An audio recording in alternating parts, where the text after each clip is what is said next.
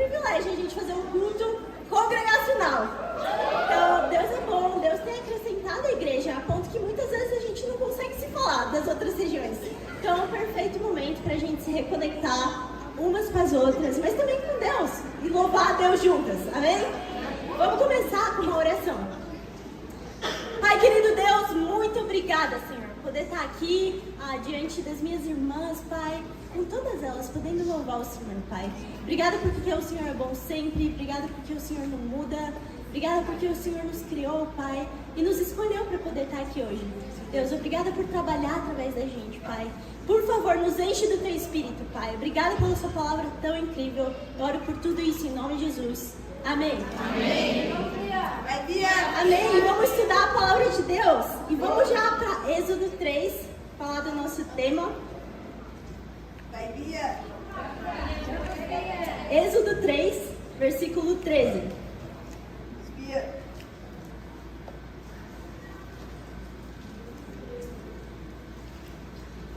Êxodo 3, 13. A Bíblia diz: Moisés perguntou: quando chegar diante dos israelitas e lhe disser, o Deus dos seus antepassados me enviou a vocês, e eles me perguntarem qual o nome dele, que lhes direi? Disse Deus a Moisés: eu sou o que sou. É isto que você dirá aos israelitas: eu sou, me enviou a vocês. Disse também Deus a Moisés: diga aos israelitas, o Senhor, o Deus dos seus antepassados, o Deus de Abraão, o Deus de Isaac, o Deus de Jacó, enviou-me a vocês. Esse é o meu nome para sempre, nome pelo qual serei lembrado de geração em geração. Então aqui a gente vê um dos nomes mais conhecidos de Deus. E é quando Moisés está prestes a ser enviado de volta para o Egito, para libertar o povo de Deus.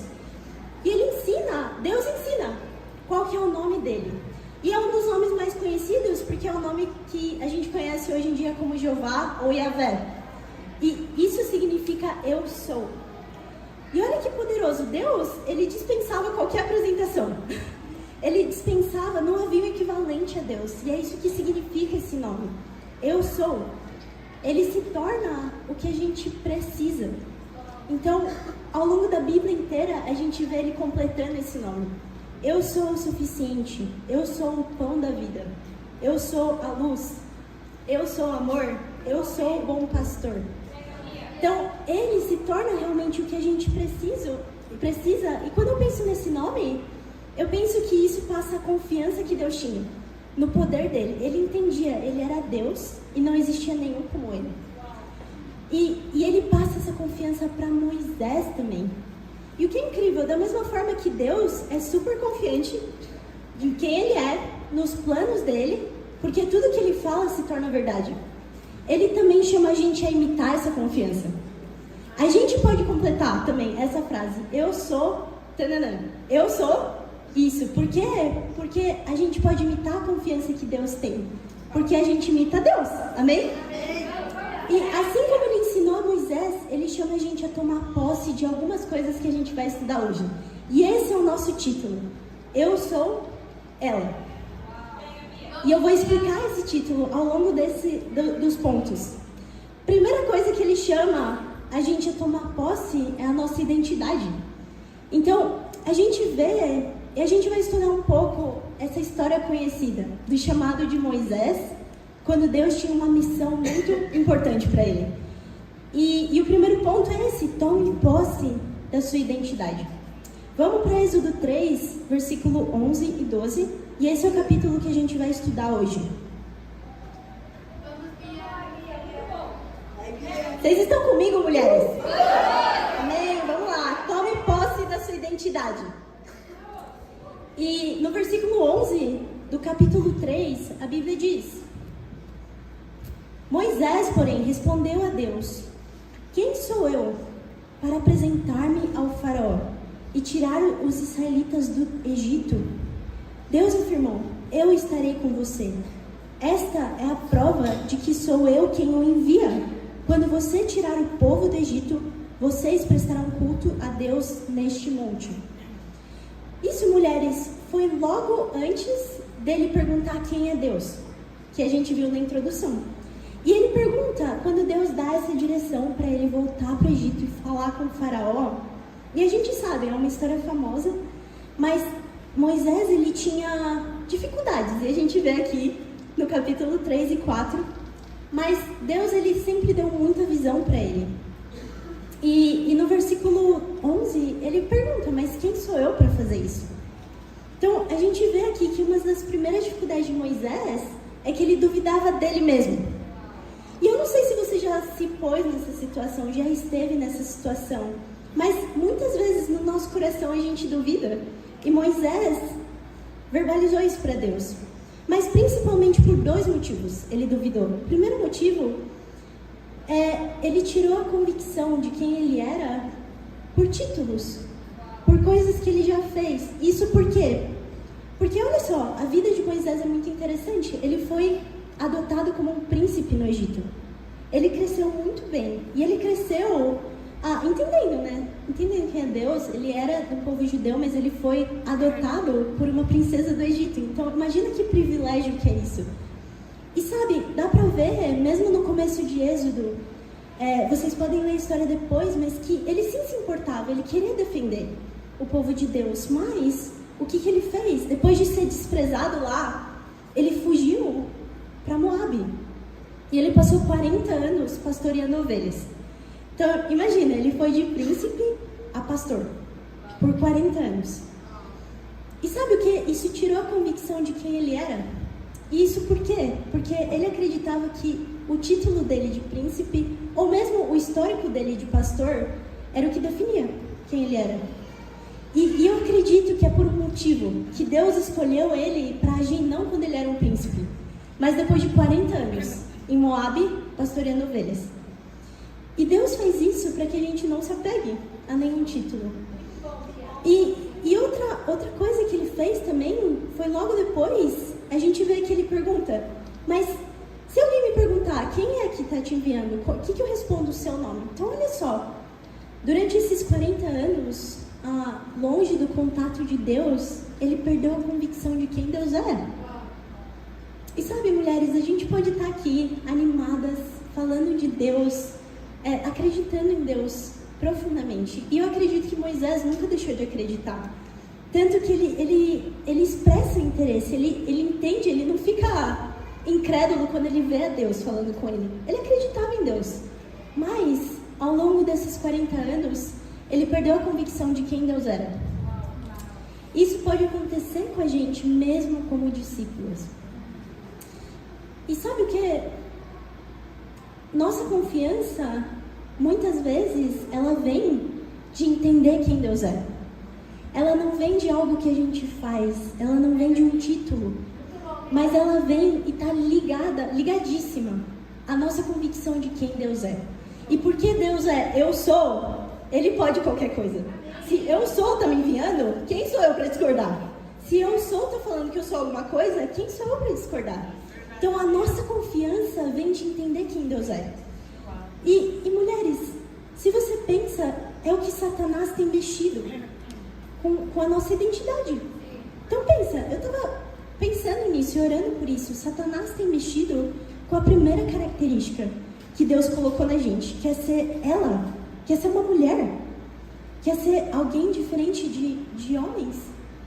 Mas sabe o que? Através de pronomes neutros, através de movimentos como o LGBT, que agora virou LGBTQIAP+, assim, está aumentando. Por quê? Porque tem tantas pessoas que estão passando por uma crise de identidade. E elas não se identificam nem mesmo mais com o gênero delas, sendo que foi a primeira coisa. Quando Deus criou a mulher, Ele falou, é uma mulher.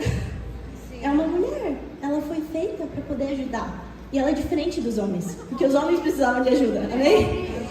E é a primeira coisa que Satanás tem mexido. E você vê o quão horrível é isso? O quanto que o mundo, e mesmo a gente pode estar passando por crise de identidade, porque a gente não se perde em quem achar que a gente era. E sabe o que? É por isso que parte disso eu queria pregar, sobre eu sou ela. Porque Deus deu pra gente o privilégio de ser uma mulher, amém? Essa é a primeira coisa. E a gente é porque Deus definiu. E não só isso, a gente muitas vezes se apega a outras coisas que não tem nada a ver com a nossa identidade. E eu vou dar alguns exemplos. Muitas vezes a gente pode pensar, mas eu sou solteira. Eu não sou do Ministério Universitário, então eu não tenho tanto tempo. E eu também não sou casada, então eu sou solteira. E às vezes essa vira a nossa identidade. Ou eu sou remanescente.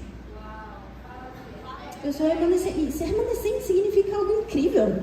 É ser uma sobrevivente para Deus. É algo incrível, mas às vezes a gente usa como parte da nossa identidade para justificar coisas do nosso coração. E não é a nossa identidade. Ou, eu sou universitário. Então, talvez muitas podem pensar que é o Ministério Estrelinha, talvez. Ou se achar mais importante por isso. Ou talvez que as pessoas esperam menos que por isso. Ou talvez eu sou a líder do meu bate-papo. Eu sou a líder de alguma coisa. E isso vira sua identidade. Eu sou a gerente na minha empresa. Eu tenho muitas responsabilidades. Ou talvez eu sou uma discípula fraca. A gente pode se definir por muitas coisas que a Bíblia nunca diz. Mas porque a gente acredita que a gente acredita que a gente tem títulos, a gente acredita que as pessoas veem a gente de uma certa maneira. Isso vira a nossa identidade. E foi o que aconteceu com Moisés, porque quando ele saiu do Egito, um judeu, um israelita falou para ele, quem é você para se tornar um juiz entre nós? Eu imagino que isso ficou no coração dele por 40 anos. Tanto que a primeira coisa que ele pergunta para Deus é, quem sou eu? Entende? Então, a gente acredita em mentiras. Por outro lado, o que Deus diz que a gente é? Eu vou dar alguns exemplos. Só alguns do que a Bíblia diz, que Deus diz que a gente é. Eu sou discípula de Jesus. Eu sou a embaixadora do Evangelho de Cristo. Eu sou escolhida por Deus para fazer as obras dele aqui na terra. Eu sou amada por ele. Eu sou a menina dos olhos dele. Eu não estou tirando isso da minha cabeça. Cada uma dessas características está na Bíblia. E é o que Deus diz que a gente é. É a nossa identidade. Então, mulheres, muitas vezes a gente tem que parar de acreditar nas mentiras do que a gente é. E parar de fazer de títulos ou de coisas que as pessoas acham que a gente é como a nossa identidade. E a gente tem que começar a procurar a nossa identidade na Bíblia. Amém? Por isso que a nossa convicção da nossa identidade está ligada à nossa convicção de quem Deus é. E de novo, por confiar no eu sou, que te enviou e que te criou, você vai acreditar em quem você é. Amém? Então, eu falo isso, mulheres, porque por muito tempo eu vejo essa luta muitas vezes. Mas eu vejo essa luta no meu coração também. Eu lembro que a minha identidade, crescendo, ela estava muito ligada com os relacionamentos que eu nutria. Então, para mim, a ideia de ter um homem ao meu lado e ter um namoro e talvez sonhar com um casamento, vinha o meu valor. Eu tirava o meu valor disso, minha identidade disso. E por outro lado, eu também queria ser independente, queria ser dona da minha vida. Então, eu colocava outra parte do meu valor na minha carreira, nas coisas que eu podia fazer, nas minhas habilidades. E sabe o que, mulheres? Isso resultou em nada além de feridas. Só resultou feridas, porque eu lembro de ter, de novo, crise de identidade. Eu terminava um namoro, ou algo frustrava os planos que eu tinha para o meu futuro, e eu me sentia inútil. Eu me sentia que eu não tinha valor. E por que isso? Porque estava muito ligada à minha identidade. E sabe o que Deus fez? Que eu sou muito grata hoje. Mas me fez sofrer também. Quando eu estava estudando a Bíblia, Deus frustrou justamente essas duas áreas. Então, Deus frustrou a área do meu futuro, porque eu achava que eu estava sob controle. E Deus frustrou esse sonho, muitas vezes, que eu tinha por eu entrar numa faculdade que eu não gostei. E por eu idolatrar algo e Deus quebrar. Deus frustrou a área de relacionamentos também. E sabe o que? Era exatamente o que eu precisava. Porque Deus frustrou e quebrou justamente os ídolos que me faziam não olhar para Ele. E não buscar o meu valor, minha identidade nele. E é incrível porque eu lembro de, mesmo como discípula, ter essa luta. E fazer listas. Nossa, mas por quê? Porque eu coloco meu valor nisso. Porque eu coloco minha identidade nisso. No fim, o que eu quero? E eu fiz uma lista, escrevendo, nossa, o que eu quero de um relacionamento? Eu quero ser amada, eu quero que as pessoas me entendam, eu quero me sentir num lugar confortável, que eu tenho segurança. Eu escrevi várias coisas. E eu estudei sobre como Deus provia isso. E me deixou muito constrangida. Porque, no fim, me mostrou que eu já tinha tudo que eu queria no relacionamento, só que com Deus. E a gente se engana muito fácil. E eu queria animar vocês, onde está a sua identidade? Pergunta para si mesmo. Onde você coloca a sua identidade? Quem você está deixando de estar quem você é profundamente? E te desafiar a procurar na Bíblia qual que é a sua verdadeira identidade. Amém? O que é incrível? Moisés mudou. Amém? Então vamos ver uma escritura em Hebreus rapidamente. Em Hebreus 11, versículo 24.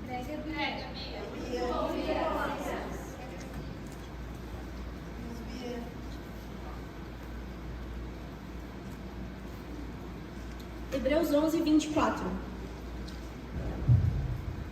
Fala assim: pela fé, Moisés, já adulto, recusou ser chamado filho da filha do faraó, preferindo ser maltratado com o povo de Deus, a desfrutar os prazeres do pecado durante algum tempo. Por amor de Cristo, considerou sua desonra uma riqueza maior do que os tesouros do Egito, porque contemplava a sua riqueza. Pela fé saiu do Egito, não temendo a ira do rei, e perseverou, porque via aquele que era invisível. Olha isso, me inspira muito, porque aqui a gente vê o hall da fé, né? Os heróis na fé. E lendo somente essa passagem, a gente pensa de Moisés, nossa, que incrível, ele via o invisível, ele não temeu o rei. Mas se a gente vê lá em Êxodo, a gente vê tudo que ele temia, era tudo que ele temia a rejeição, ele temia o que as pessoas iam pensar, ele temia sobre quem ele era, ele muito inseguro. Mas pela fé, mulheres, e por ver a Deus, e por lutar por ver a Deus, ele mudou. Amém? Então, qualquer uma de nós, a gente pode mudar e a gente vai mudar com Deus. Amém? Segundo ponto, tome posse dos seus sonhos. Tome posse dos seus sonhos. Vamos voltar para Êxodo 3, versículo 16.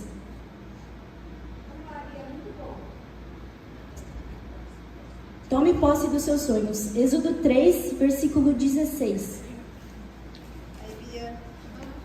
A Bíblia diz: vá, reúna as autoridades de Israel e diga-lhes: o Senhor, o Deus dos seus antepassados, o Deus de Abraão, de Isaque e de Jacó, apareceu a mim e disse: eu virei em auxílio de vocês, pois vi o que tem sido feito a vocês no Egito.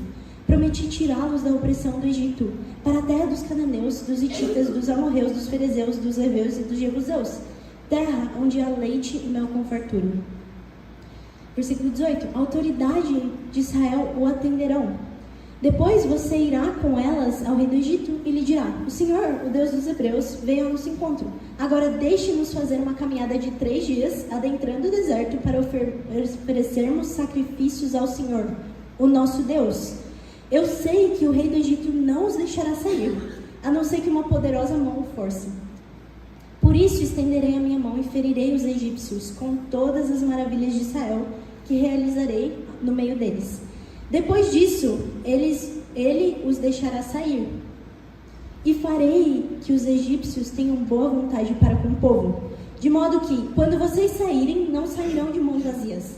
Todos os israelitas pedirão às suas vizinhas e às mulheres que estiverem hospedando em casa objetos de prata e ouro e roupas, e vocês porão em seus filhos e em suas filhas. Assim vocês despojarão os egípcios. Olha que poderoso! Deus, logo depois dele questionar quem era Deus, e ele fala: eu sou te enviando. Deus, ele dá um sonho muito específico para Moisés.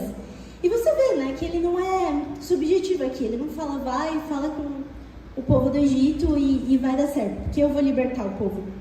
Ele dá passo por passo. Olha, você vai falar com as autoridades vão te ajudar a falar com o rei, e o rei vai falar não.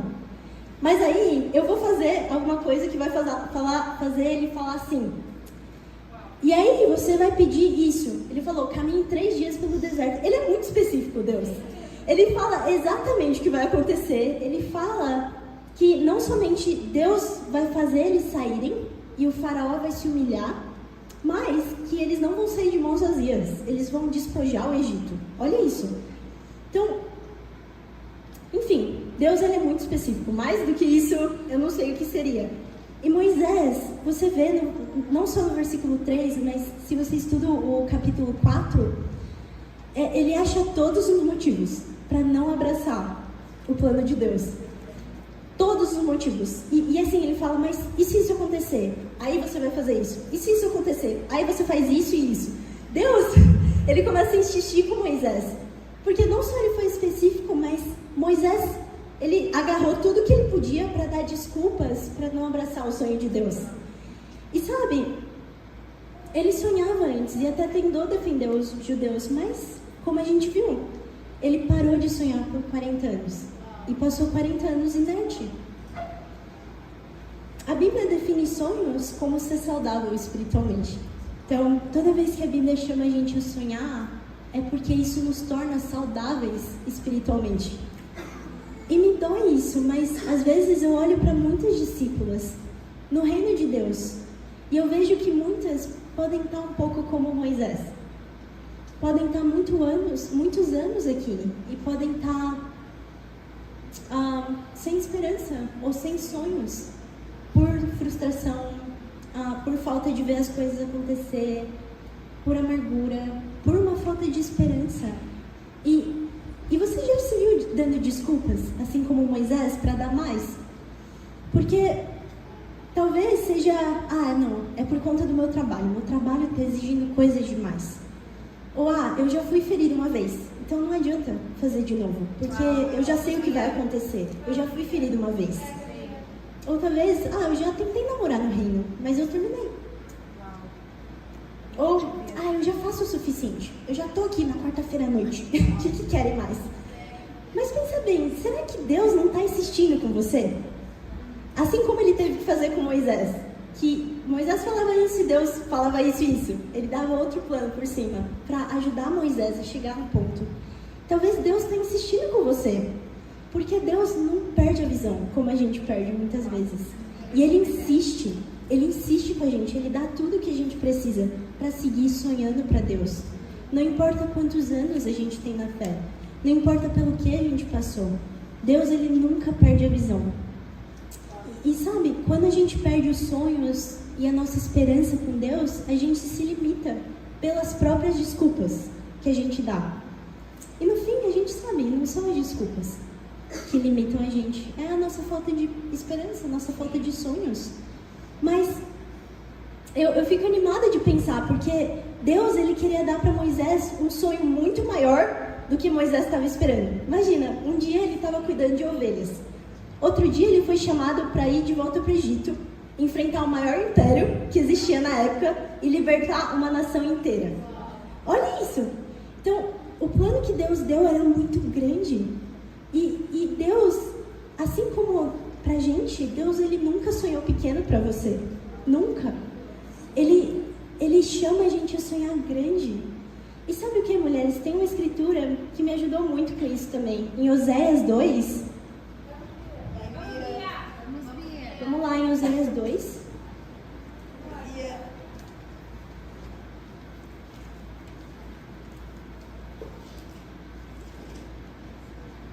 Oséias 2, versículo 15. A Bíblia diz: ali devolverei a ela as suas vinhas e farei do vale de Acor uma porta de esperança. Ali ela me responderá como nos dias de sua infância, como no dia em que saiu do Egito. Então, aqui, ele está falando do povo de Deus. E é interessante porque ele fala, ali eu vou fazer do Vale de Acor uma porta de esperança. Para quem não sabe, o Vale de Acor significa literalmente o Vale dos Problemas. Olha isso.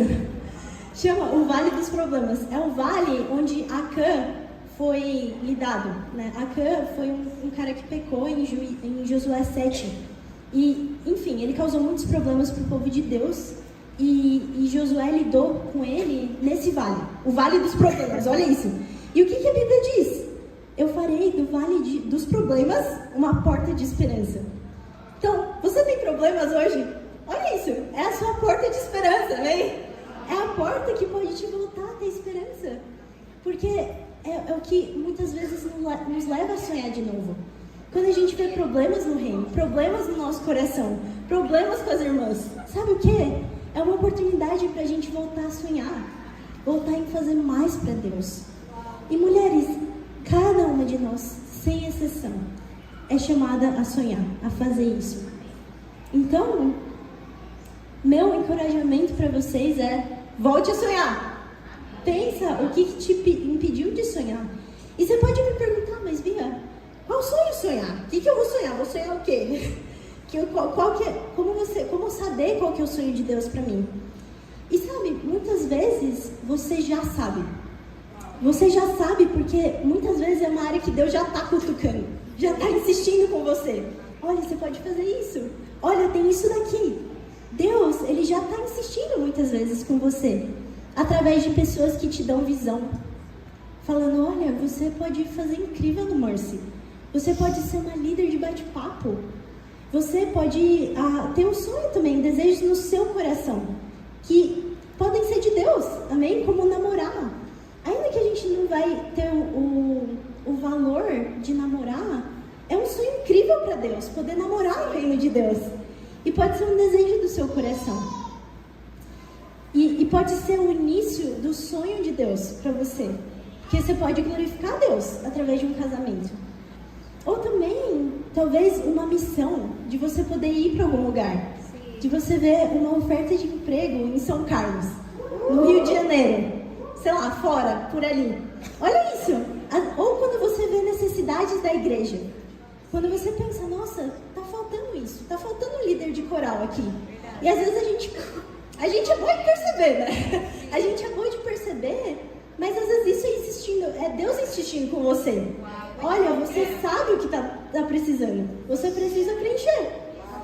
E sabe, isso é incrível, porque imagina se cada mulher abraça um sonho. Cada mulher abraça um sonho de algo que você vê como necessidade. Ou algo que você tem no seu coração. Ou alguém está te encorajando a você tomar mais, a abraçar mais.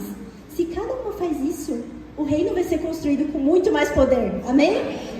E abraça o sonho e decida não dar mais desculpas, mas dar passos de fé em direção a ele. E alguém que eu estava pensando que, nossa, me inspira demais, é uma grande amiga minha, chamada Tânia. Muitos de vocês conhecem ela. Ela foi batizada aqui há 1 ano antes de mim, então há mais de 10 anos. E a Tânia, para mim, ela é uma referência, assim, porque hoje ela lidera a igreja de São Carlos, né? E com o marido dela, Jonathan. E eu acho que ela não esperava que isso ia acontecer, talvez há 2 meses atrás. Ela não esperava estar em São Carlos. Mas a Tânia é incrível, porque ela tem muitas coisas que ela sonhava e muitas coisas que ela ainda sonha. Por exemplo, ela tem um doutorado em astrofísica. Ela é muito inteligente. Ela tem uma carreira pela frente incrível.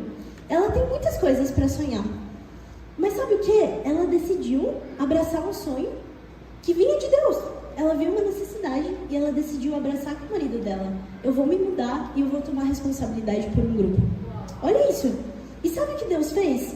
Durante toda a pandemia, ela procurou por uma bolsa de pós-doutorado aqui. Toda a pandemia. Ela passou anos procurando. E o que Deus fez? Pela graça de Deus, 1 mês depois que ela se mudou para lá, Deus abre uma vaga no pós-doutorado da USP São Carlos. Olha isso. Então, ela está guardando a resposta. E eu peço orações, mas olha isso. É Deus respondendo. E muitas vezes, quando você abraça o sonho dele, porque você viu necessidades e você sacrificou para abraçar o sonho dele, ele abre outras portas que você não estava esperando e que você sempre quis, talvez. E foi exatamente o que aconteceu com a Tânia. Então, é um mundo de coisas incríveis que você só tem a ganhar quando você abraça o sonho de Deus. Amém? Terceiro e último ponto. Tome posse da salvação de outras. Amém? Então, tome posse da salvação de outras mulheres. Vamos voltar para Êxodo 3, versículo 6.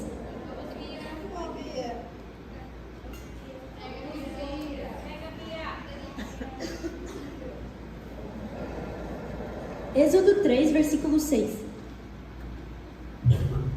que diz assim: E disse ainda: Eu sou o Deus de seu pai, o Deus de Abraão, o Deus de Isaque e o Deus de Jacó.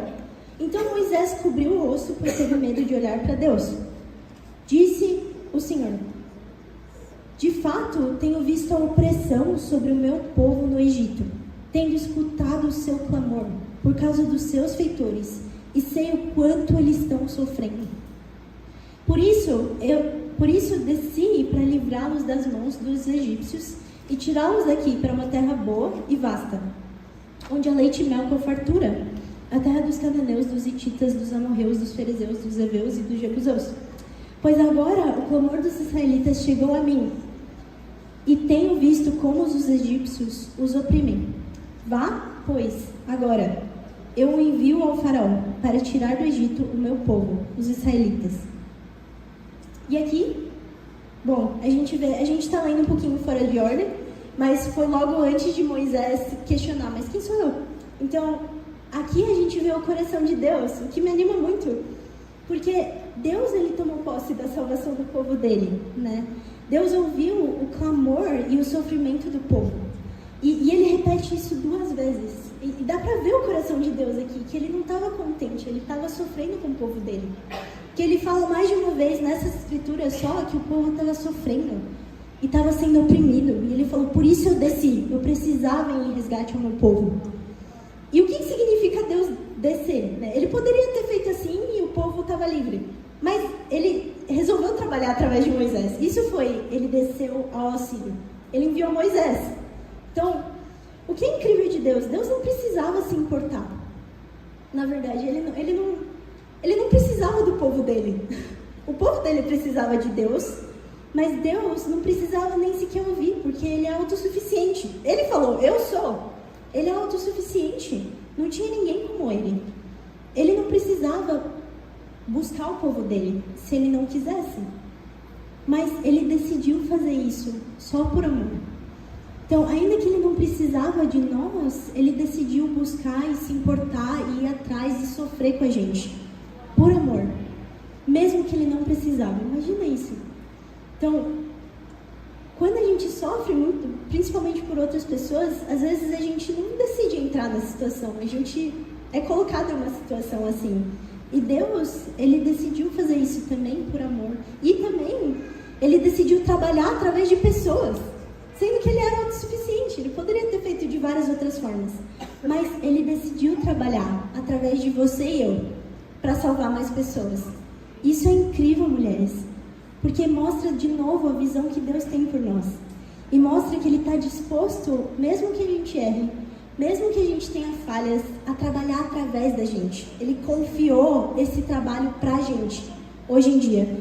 E da mesma forma como Deus sofre, quando ele vê o povo sofrendo, a gente tem que se treinar a ter esse mesmo coração.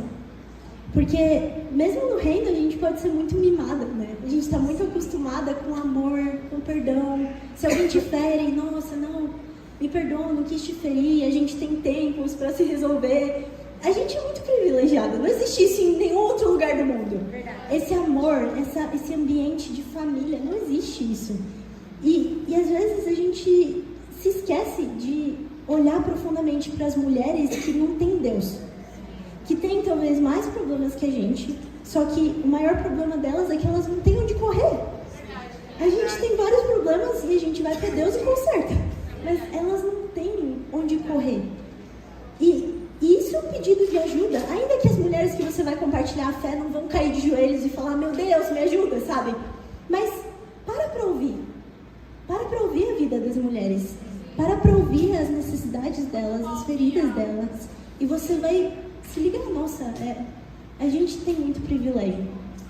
E Deus chama a gente a sofrer com elas, a sentir o que elas sentem, por amor, por compaixão. E muitas vezes a gente pode se tornar insensível com o tempo, por se acostumar com o amor do reino. Mas sabe o que? Não para por aqui. Porque eu e você, a gente esteve nessa situação um dia, e a gente é chamada a compartilhar o evangelho que nos salvou. Amém? E com isso, eu queria explicar também o porquê do eu sou ela. é uma frase ambígua, né? Porque tanto eu sou ela mostra a nossa identidade, né, como mulheres. Também a gente aprende a se colocar no lugar de outra pessoa, né? De entender que um dia a gente foi essa mulher pedindo ajuda. A gente foi essa mulher que um dia necessitava do evangelho e foi salva. E por isso a gente pode sentir as dores delas, se compadecer delas, estudar a Bíblia com elas e ver o evangelho salvar mais mulheres. Amém? E com isso eu também queria anunciar a incrível conferência de mulheres que a gente vai ter.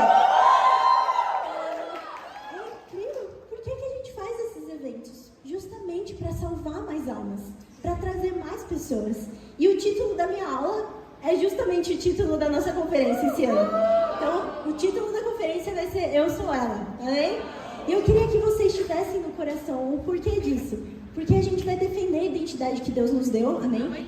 E a gente vai decidir se importar e se colocar no lugar de outras mulheres. E por isso esse título. E o que é incrível, a gente vai estar dia 10 de junho, guardem essa data, a gente vai compartilhar nos grupos um Save the Date, um convitinho para vocês lembrarem da data.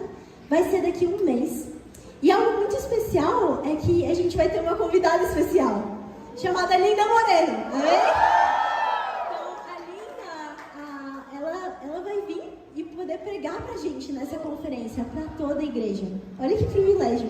Pra quem não sabe, a Linda, há mais de 10 anos atrás, implantou a igreja com o marido dela, Raul. Então, eles são os pais da fé da igreja de São Paulo e vai ser muito incrível poder reconectar com ela. Mas também é a chance pra gente trazer mais e mais mulheres pra Deus, amém? E sabe, eu queria animar vocês. A gente acabou de sair de uma campanha da igreja, então você pode ter muitos contatos, muitas mulheres que já estão no seu coração. Nossa, eu preciso me conectar com ela. Ai, tem essa mulher, preciso de ajuda. Tem essa familiar, essa amiga no trabalho. E a oportunidade perfeita para a gente tomar posse, além da salvação dessas mulheres. Porque Satanás não está brincando, não está perdendo tempo. Enquanto a gente está aqui, ele também está trabalhando. Então vamos tomar posse, mulheres. Vamos abraçar essas mulheres. Vamos sonhar em batizar uma amiga na conferência. Em poder ver o batismo, já mentaliza o batismo dessa sua amiga. Essa mulher que você pensou agora, mentaliza, ora por isso. E se você quer que a sua amiga seja batizada na conferência, o trabalho começa agora, amém? Que a conferência vai ser daqui a 1 mês e 7 dias. Então, eu queria animar vocês a sonhar com isso, a batizar uma amiga na conferência, trazer uma amiga para mais perto de Deus. E não só convidar suas amigas para a conferência, isso também, mas sonhar em começar a estudar a Bíblia essa semana, se elas já não começaram. Essa semana elas começarem a estudar a Bíblia, amém? Então, vamos tomar posse de todas essas coisas que a gente viu. Deus é incrível, Ele é Eu Sou, e Ele chama a gente a tomar posse da nossa identidade, dos nossos sonhos e da salvação de outras mulheres. Então vamos juntas, mulheres, a gente é mais forte juntas, e para Deus seja a glória. Amo vocês.